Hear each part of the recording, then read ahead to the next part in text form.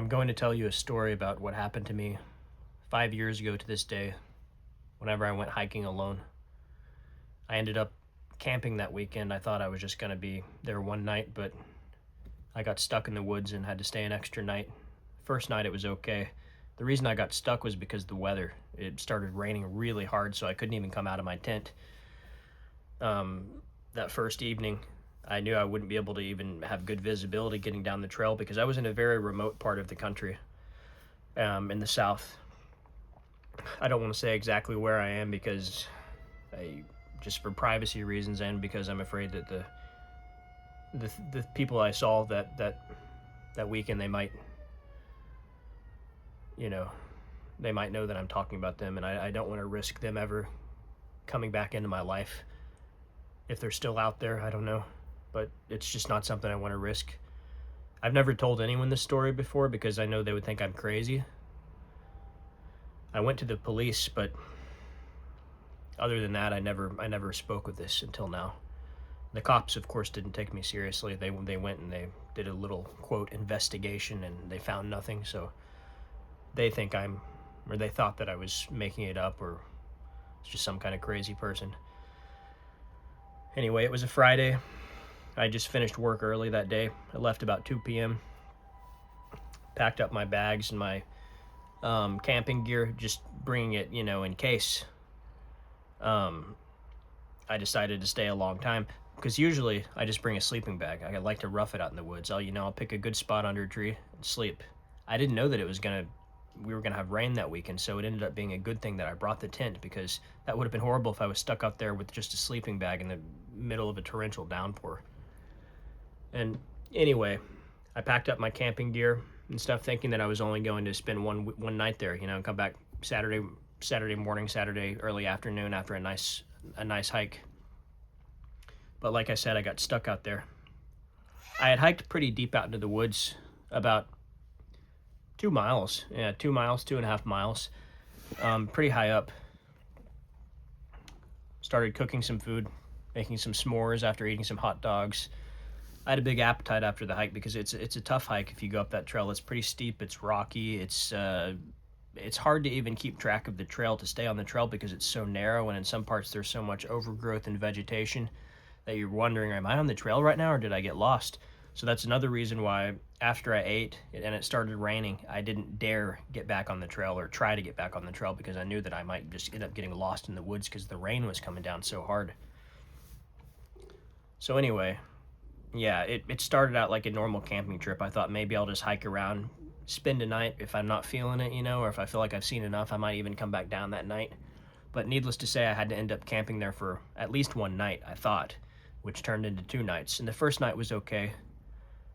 I do remember the rain started to let up at about 2 a.m., so that was nice, because it had been keeping me awake. I'd been lying in my tent just listening to the sound of the rain just pouring all over my tent. It was heavy and it was windy and it was just kind of creepy because I started to think, geez, are we having like a typhoon or something, or a hurricane, coming in? But anyway, it started to let up, and I started to feel myself drifting off to sleep finally at 2 or 3 a.m., whenever that was. But I never really got to reach a full state of sleep, because I started to hear something. I started to hear something that sounded like footsteps, and I kept telling myself, no, it's probably just, little, sounds of small rain droplets landing on the tent, on the fabric. But deep in the back of my mind, I knew it couldn't be that because it sounded really like kind of heavy footsteps.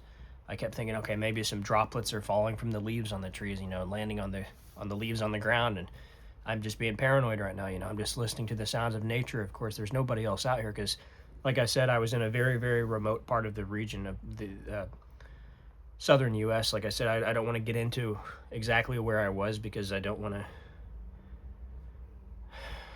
to expose myself to any more trouble if those people out there, if they're still out there, if they happen to see this. I don't even want to think about that. But anyway, I couldn't fall asleep very well that night until probably 4 or 5 in the morning. And of course, I woke up the next morning. I had my alarm set for 9 a.m. I didn't want to sleep all day, even though I was exhausted.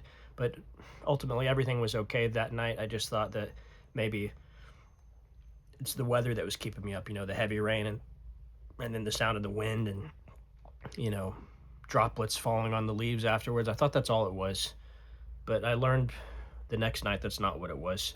And anyway, I was going to leave that next morning. I thought, okay, this was kind of a crappy trip. It rained all night and I couldn't sleep and just was stuck in my tent.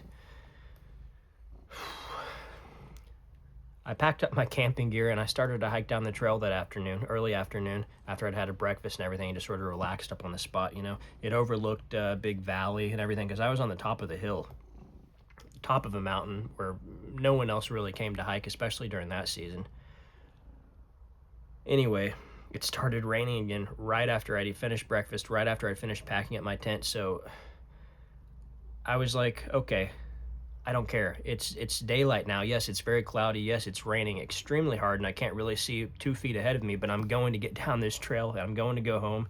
I need to take a shower, dry off, and just lie there in the comfort of my own dry apartment, right?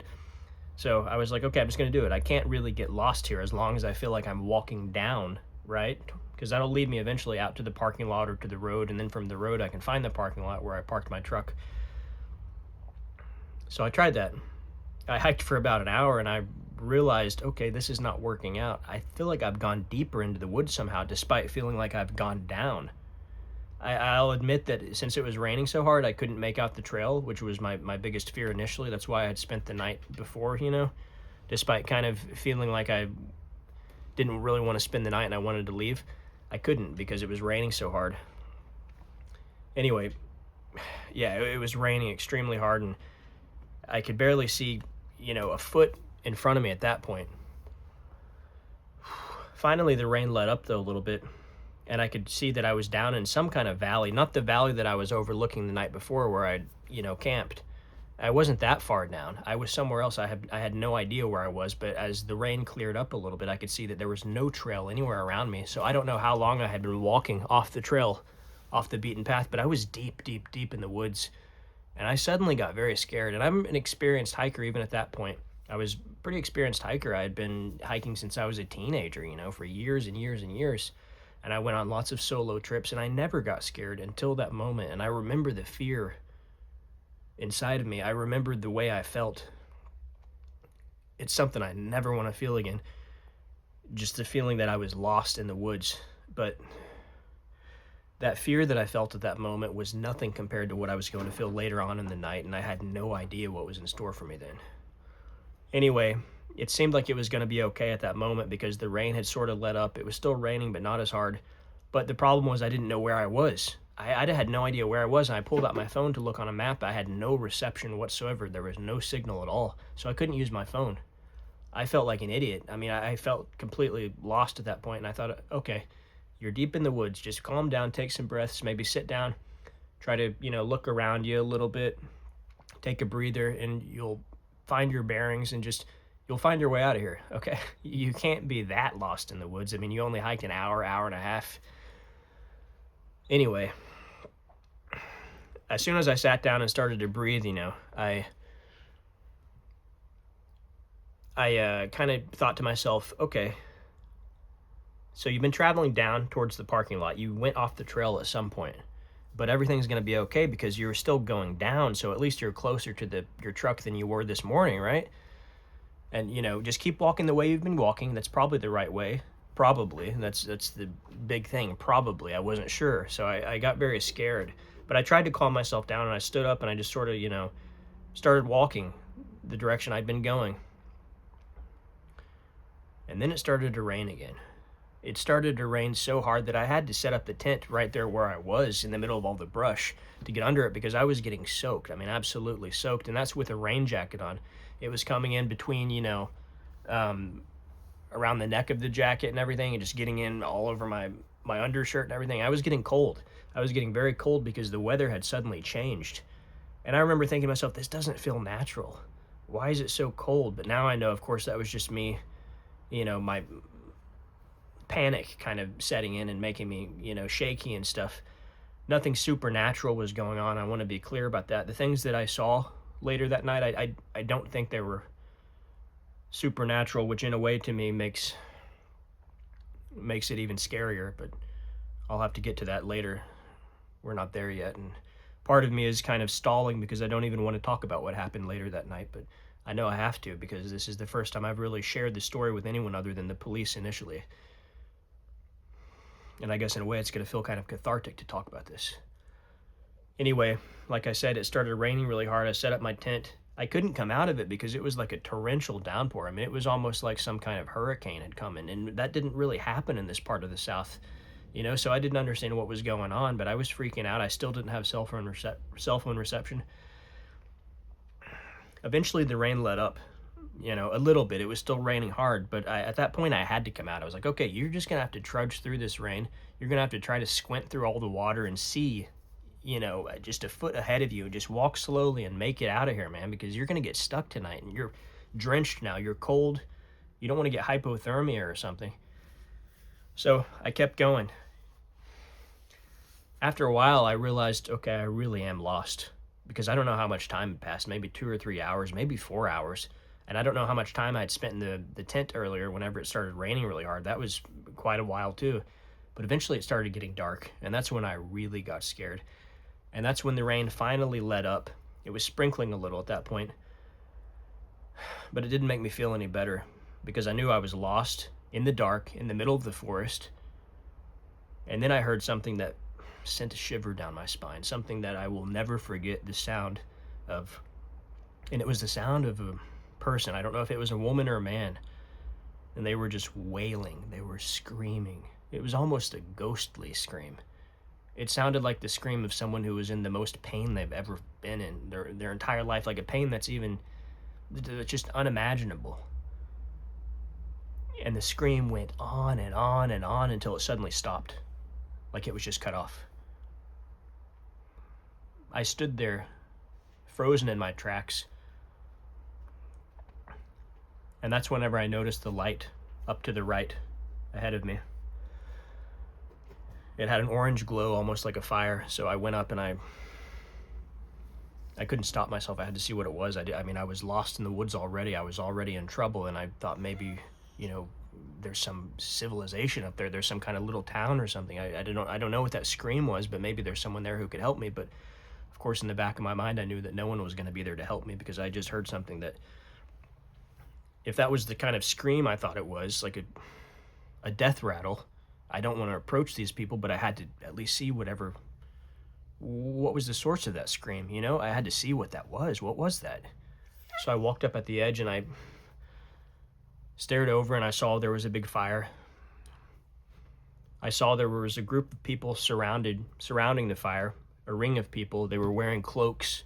I don't know if they were black cloaks or dark blue. Anyway, they were just dark cloaks these people were wearing. I couldn't see their faces because they had large hoods.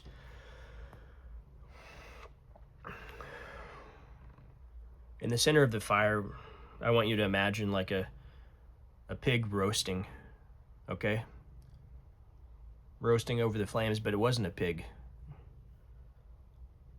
It was a person, and they were no longer screaming, of course, at that point. I'm not going to get into the details of exactly what it looked like, but I was close enough to see they had been cooking this person alive. I sat there on my hands and knees, overlooking from the tip of this little hillside that I was on, down into this tiny little gully where this was happening. And I sat there frozen like this. I couldn't take my eyes off it. I wanted to turn and run, but where would I run?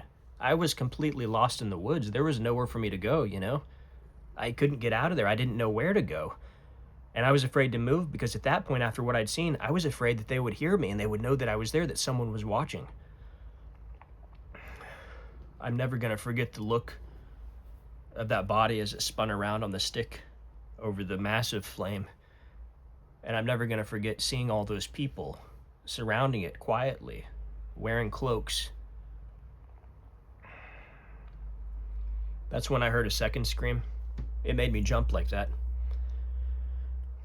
And then I saw one of the people, well, someone from outside the group, outside the circle. They were dressed exactly the same, wearing a hooded cloak. They were pulling another person up. That person was kicking and screaming. The person wearing a cloak, though, it didn't seem to faze them at all. I mean, they just pulled them like they were nothing, like it was a rag doll.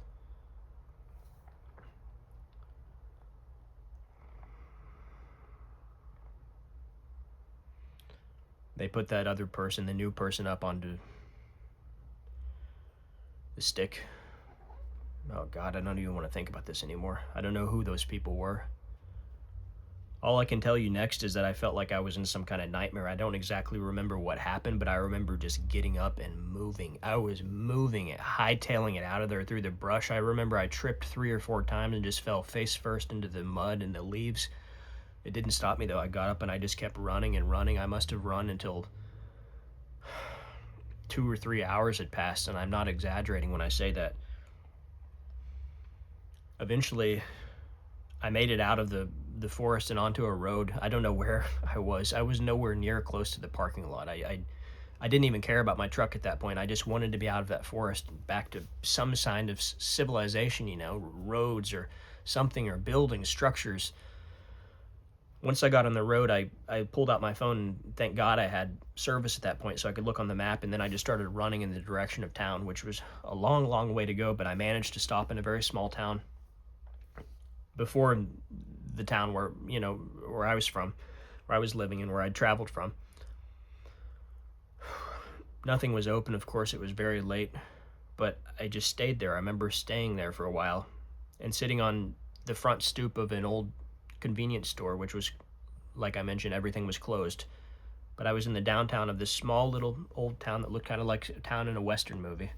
And I was just sitting there feeling so relieved that I was gone, you know, from that horrible thing that I had escaped, that horrible moment that I'd witnessed. Sorry, I sound like I'm rambling. Whenever I remember when I remember those screams and when I remember the sight of those people wearing the cloaks, it just makes me tense up, and I just feel like I start fumbling over my words, and because I've tried to suppress these memories for so many years, even though they've haunted me and just relentlessly. I've tried to forget about it, but I can't. But anyway, I sat on the stoop, and eventually I called the police whenever I caught my breath. Probably an hour later. I know it's stupid I waited that long, but I was just glad to be out of that, and I had to catch my breath. I had run for hours. And I remember I sat there. Maybe it wasn't really an hour. Maybe it just felt that way. It could have been 15, 20 minutes, but I pulled my phone out finally, and I called the police, and they came over, you know, these small town cops, and they were polite. There was nothing wrong with them, but when I told them the story, I remember they were just looking at me like, I remember one of them even started smiling a little. He glanced at his partner. He was like, they were nice though. I mean, I can't blame them for having that reaction, but it felt horrible in that moment, and it still feels horrible today when I'm remembering it. Just, I'm remembering the look on their face like, this guy is crazy, you know. That's what they were obviously thinking. But of course, whenever you report something like that, the police are going to have to investigate, and they did. I refused to go with them at that moment because it was still dark. I didn't want to take them back into the woods, and I'm sure they didn't want to go anyway at that moment because that was deep, deep, deep in the woods, like I said. So we waited until it was light out, and we went back into the woods. I showed them the spot, or where I think the spot was, but I don't know. I could have been wrong because during the daylight, everything looked so different. Even though it was deep in the woods and it was shaded by the leaves and the tree branches, it looked so different during the day. It had looked so different at nighttime with the dark and that orange glow of the fire. I don't know if I showed them the right gully, the right spot where I saw those people and the person burning and the other person that they were taking. But I remember them telling me they found no evidence of anything. They didn't even find any DNA evidence around that little gully. They didn't even find any traces of a fire. So that's what makes me think maybe I took them to the wrong spot. I don't know, but they investigated it for a while. They took so many statements from me. I even pressed them on it more. I went to other higher up, you know, places. I even thought about going to the feds, but I didn't know how to contact the feds. You know, I don't think they would take me seriously anyway, especially now that it's been so many years. And since that time, I never told anyone else. I didn't even tell my closest friends and family, just because not only the embarrassment, but also the fear. Somehow there was more than the embarrassment. It was really the fear. somehow there was this fear that really like made me seize up, and I couldn't tell the story out loud to anyone. I would just start shaking even when I remembered it myself. Even now, this being the first time that I've told this, to the public, to anyone else other than the police that during that time, even now it's really, really hard for me. So I don't know how I would have told, people who were close to me in person, especially back then, whenever it was still so fresh in my mind. And well, not that it's really any less fresh now. I mean, it's still a nightmare to remember, but I don't know what happened that night. I don't know if there was a detective I spoke with at the time, and he asked me if I was using anything. No, I've never used anything. I've never taken drugs or anything like that. He suggested that perhaps I see someone to talk with, a therapist. I didn't want to do that though, but I'm guessing he was suggesting that maybe I had some kind of temporary lapse in judgment, or I had slipped out of reality for a moment. Maybe I had been so fearful that night that I had imagined it. Maybe I had been walking and trying to get off the out of the forest and get back to the safety of my truck that night, and maybe I tripped and fallen and hit my head. That none of that happened. I know what I saw. I saw it right there in the flesh. Cannibals. That's what they had to be. They were cannibals, wearing hooded cloaks, cooking someone alive. And the worst part is I don't know what happened to them. I never stepped foot in woods again after that.